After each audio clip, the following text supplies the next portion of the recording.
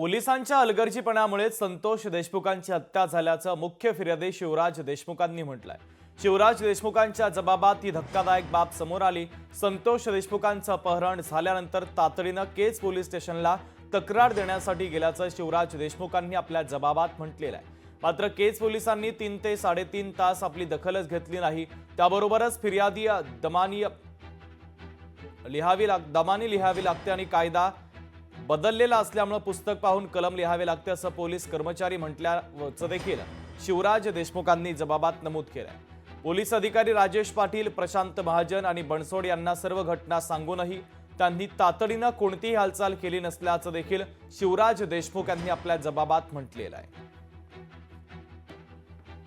कायद्याची मोडतोड करायचं काम या 2-3 पोलिसांनी अधिकाऱ्यांनी केलं। कारण कायदा ज्यांनी खरोखर प्रामाणिकपणे पाळून कृती करायला पाहिजे होती आणि त्यांनीच गुंडाला पाठीशी घालायचं काम केलंय या पोलीस अधिकाऱ्यांनी। हे मारणाऱ्यांपेक्षा मोठे दोषी आहेत, मारणाऱ्यांपेक्षा।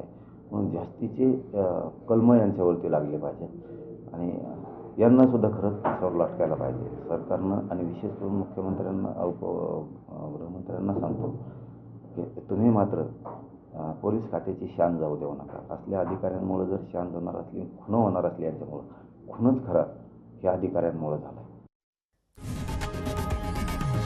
लोकशाही मराठी ऐका, पहा, जागरूक रहा।